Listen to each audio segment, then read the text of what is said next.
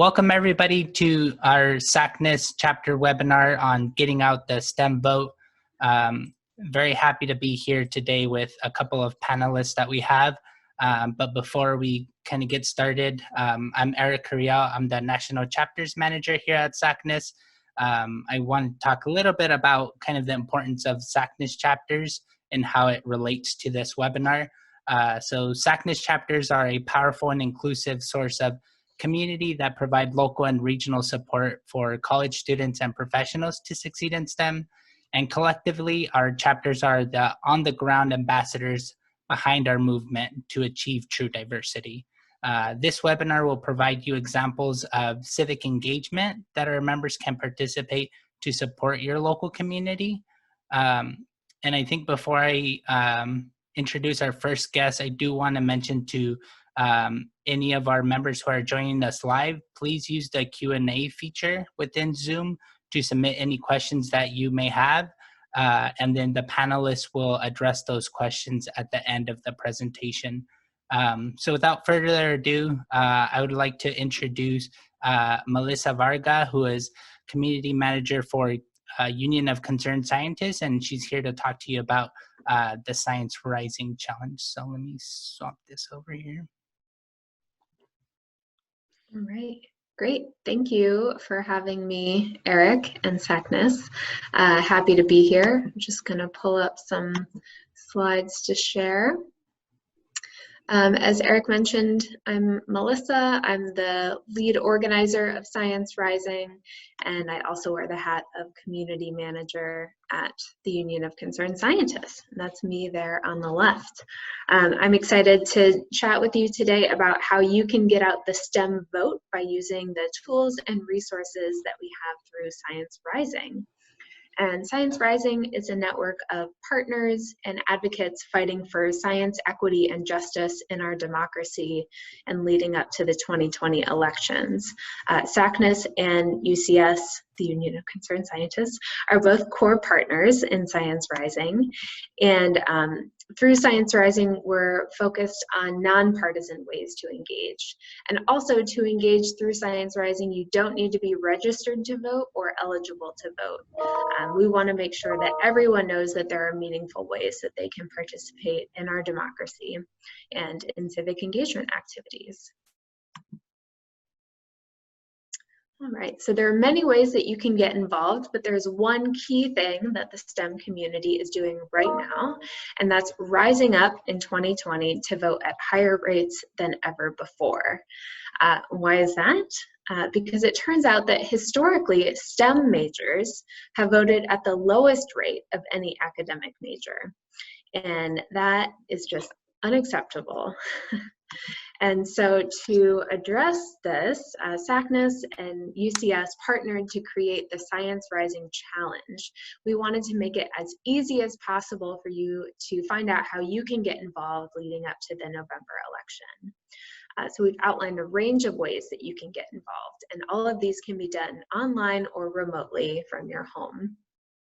Currently, the list of full challenge activities includes registering to vote, making a plan to vote, bringing democracy to the virtual classroom, if you're a student or a teacher, organizing an online event, attending an online training, talking to candidates or policymakers, for example, through social media or virtual town halls, writing an op-ed, and recruiting friends to vote. And I know I'm going to talk a little bit about voter registration and voting today, but I just want to re-emphasize you can still take the challenge if you're not eligible to vote. So I want to walk through 3 examples of ways that you can participate in the Science Rising Challenge and our democracy. So encouraging friends to vote. Research has shown that the most effective way to get people out to vote is when their friends and family reach out to them directly and encourage them to do so. So I'll talk a little bit more about that. Bringing democracy into the virtual classroom by talking about it with your classmates and encouraging your professors to talk to their classes about voter registration. And then finally, making a plan to vote. All right, so the activities that we've featured in the challenge are all based on science and research on voting, and they can help build lifelong habits for participating in our democracy. And the first example is recruiting friends or family to vote. So I'm going to bring in some social science here. Most people don't consider themselves to be quote unquote activists. We know roughly only 3% of people volunteer on political campaigns, but obviously many more people than that vote. So they still care about our democracy. They're just not out there volunteering on political campaigns. So recruiting 3 friends and family to vote is a low barrier of entry for less politically active people to get engaged. So students who haven't voted before or people who haven't made up their mind about what candidates they're supporting are more likely to commit to recruiting friends and family to vote. We also know that these non-activists have stronger ties to inconsistent voters, and that non-activists may be more influential to inconsistent voters than activists in getting them to vote. So these folks may be more powerful messengers because they signal that it's not just the usual suspects who are getting involved. They're signifying that this time, like, it's really important, you need to pay attention, you need to get out there and vote. So you don't need to be highly engaged in politics to use this tactic. In fact, it may be more impactful if you're not. The key here is getting 3 friends or family to say that they will vote in the election, and then remembering to follow up with them to remind them about a week before the election or before other important dates like requesting a vote by mail ballot. So set yourself a reminder on your calendar for those dates and a note to reach out to those 3 folks.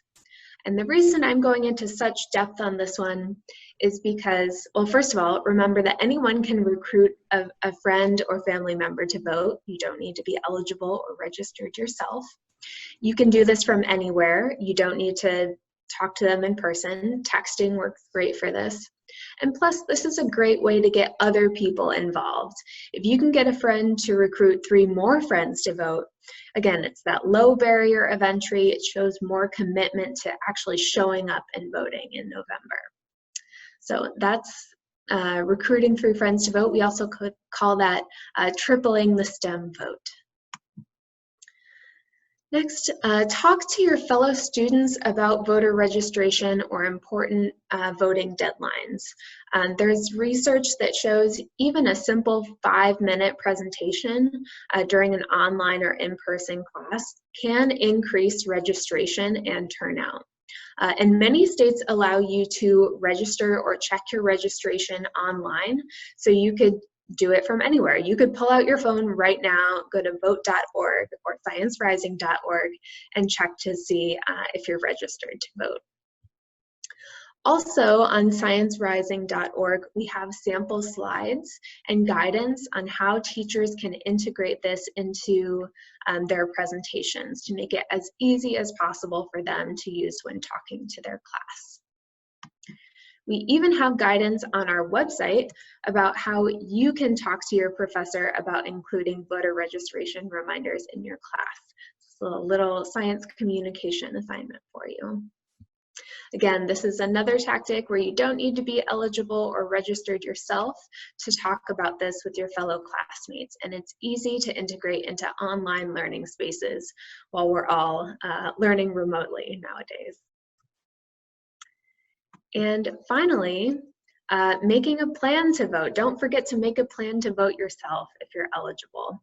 And I keep saying make a plan, and why is that? Research shows that actually thinking through the steps of how you'll vote makes it more likely that you'll go through with it. So especially now when election dates are shifting, some states are moving towards vote by mail, it's important to make a plan and then be open to shifting that plan depending on what happens over the next few months. So important things for you to consider are deadlines for requesting an absentee ballot or vote by mail, knowing where your polling location is, learning about early voting opportunities, and then if you are going to vote in person, making sure you have time blocked off to do that and transportation to get to your polling place if you need it. You can find more information about all of these deadlines and other requirements on sciencerising.org. And now I'm going to hand it over to Eric and Vanessa.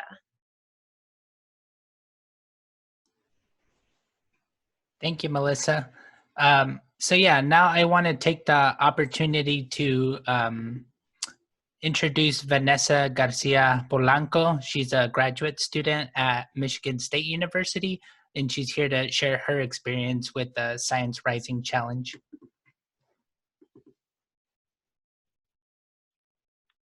Hello, everyone. Thank you, Eric and Melissa, for the invitation. So let me say I have been a member of SACNAS for my entire undergrad career and my grad student career. And as a grad student, I attended the national conference last year, and we have a funny title for it, one like the secretary/social media manager for SACNAS chapter here at Michigan State University. So I have been involved in a lot of science policy, especially when regarded to environmental and agricultural policy, because that's what I study. And naturally, a lot when I was in Rhode Island, I was appointed to the Rhode Island Food Policy Council as the youngest member at 20 years old, while I was still getting my undergrad. And I completed, and then when I moved to Michigan to do my master's, you're moving to a new state, you're only going to be there for 2 years, so you may not really care about too much of the policies and stuff, but when you study agriculture in a big agricultural state, you have to care about the policies as well. So for me, I became involved with our science communication chapter a year ago. Although the chapter has been around for 2 years. And science communication groups are really diverse. Our chapter does science communication, science art, science literature and writing, science speaking, and science policy.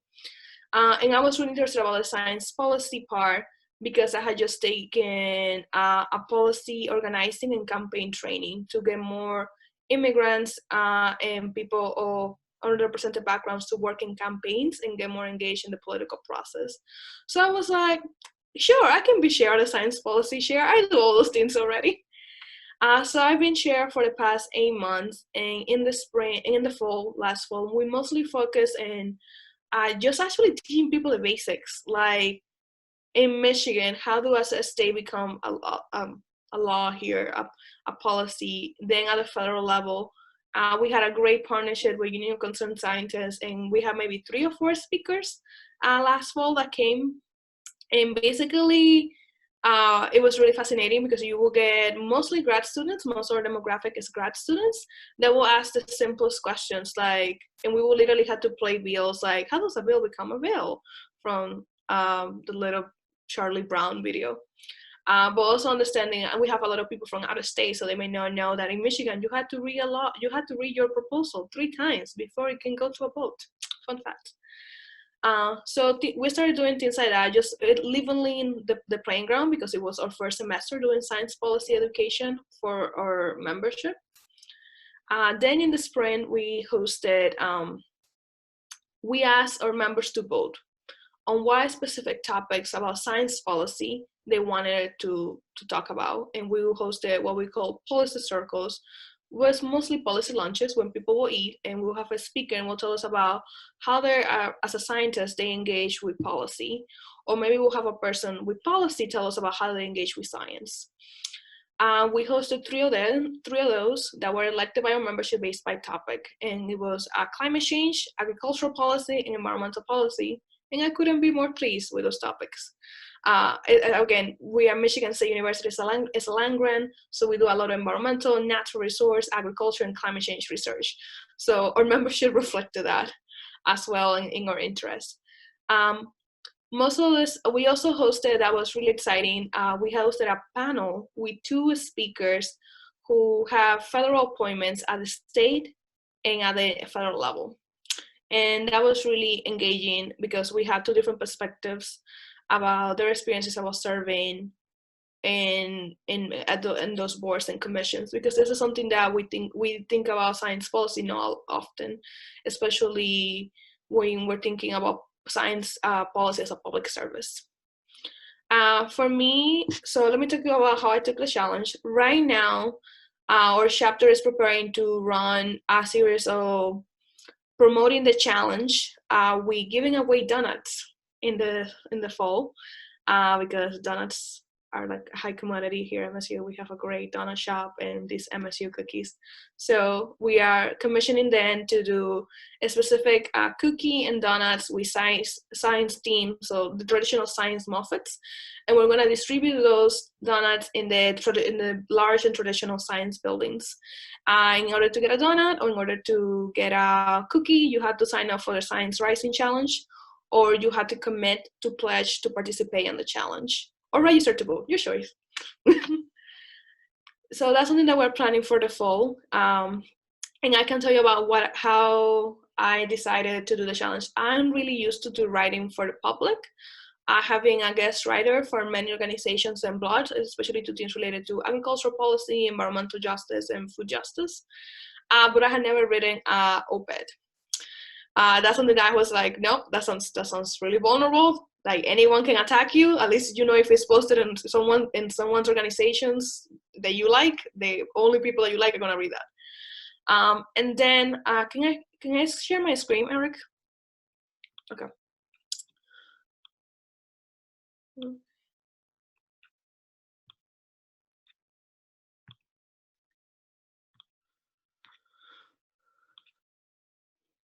So can you see my screen? Okay. So then back in February, I was science policy chair. I think this was probably 2 days after our first science policy circle.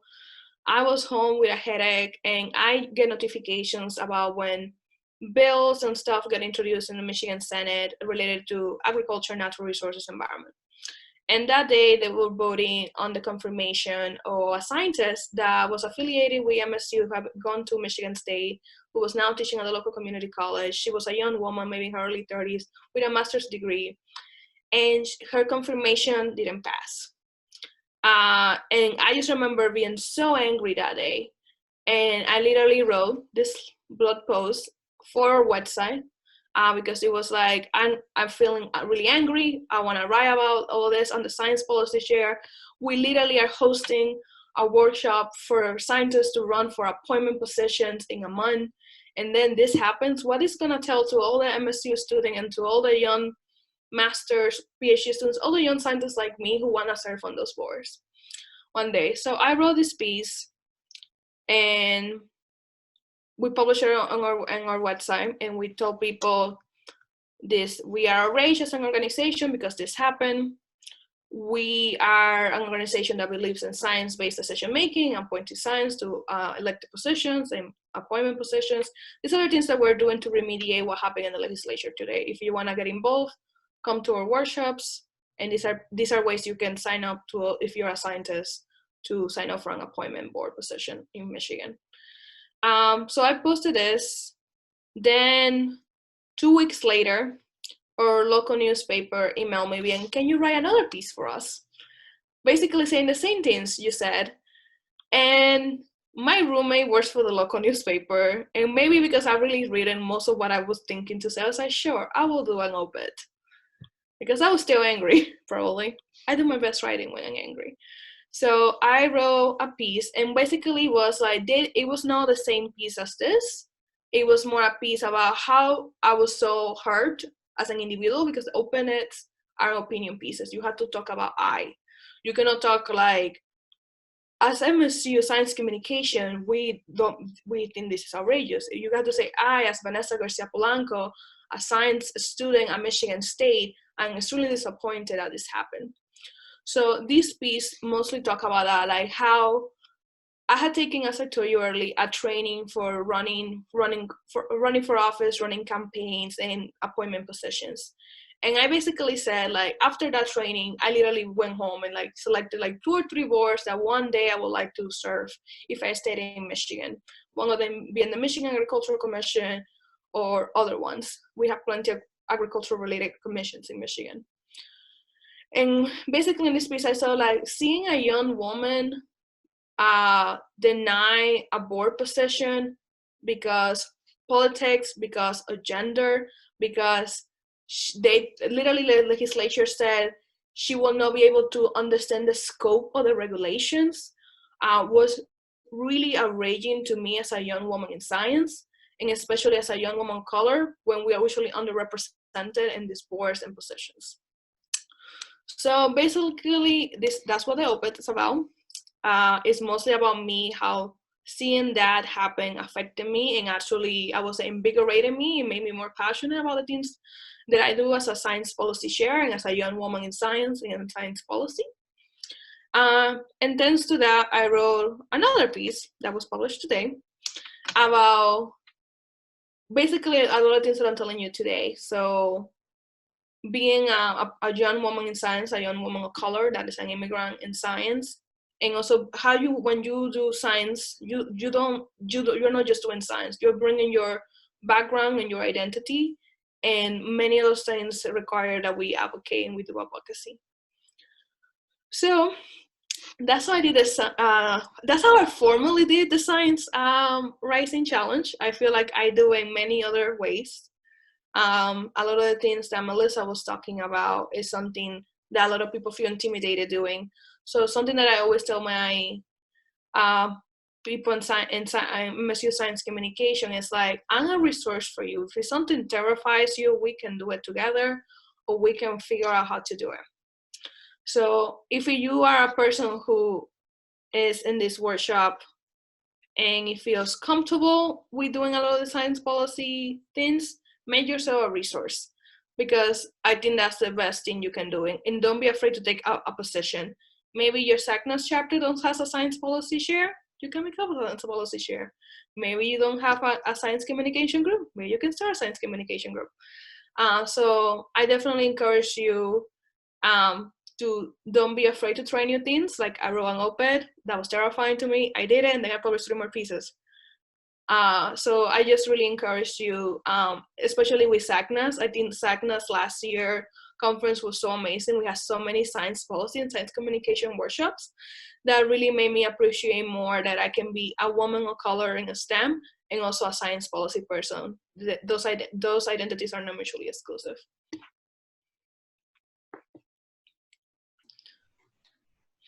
Thank you, Vanessa, for sharing your story, and congratulations on your publications.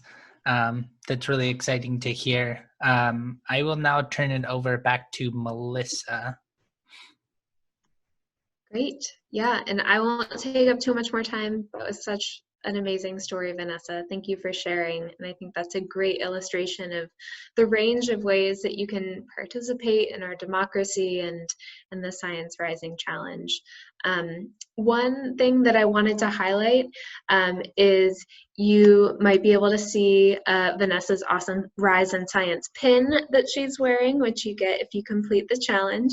But also, one lucky Science Rising Challenge participant will be selected to receive a full registration to the SACNAS conference this fall. We're raffling it off. So you will have a chance to win if you participate. And hopefully I'll see you at the conference in Long Beach in October. Fingers crossed. And feel free to reach out to me directly if you have questions, if you're not sure how to move forward, if you want to get more involved, or if your chapter is interested in, really taking this on and wants to become an official partner for Science Rising. I'd love to loop you into our monthly strategy calls and talk with you about how you could get more involved. So thanks so much. And if anyone has questions, I would love to chat more, and I'm sure Vanessa would be happy to answer questions as well.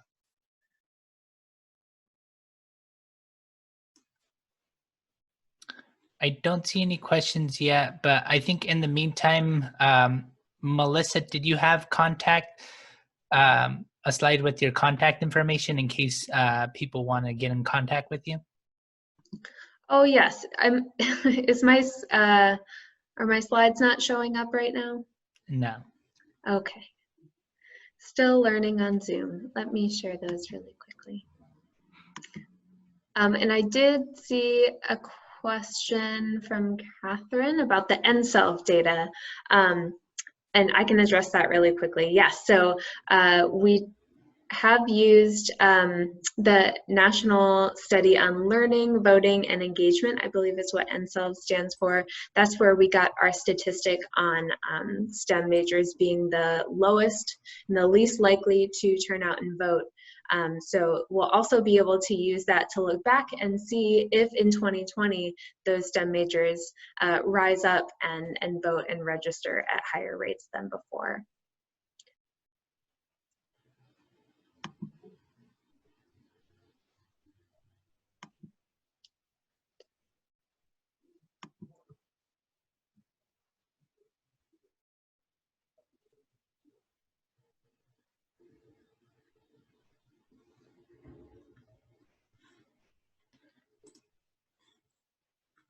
And then I will reach out, Vanessa, to you after this webinar to maybe get your contact information and the links to your publication, so we can definitely share those out with our members as well in case they're curious in reading about your publications.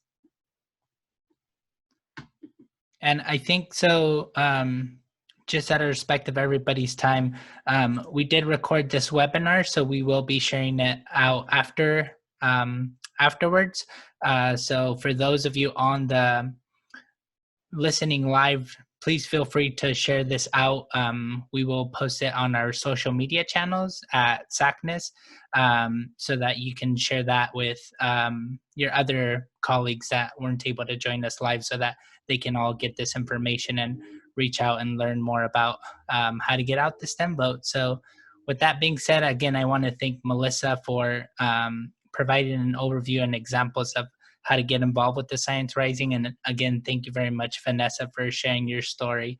So yeah, thank you everybody and have a great day.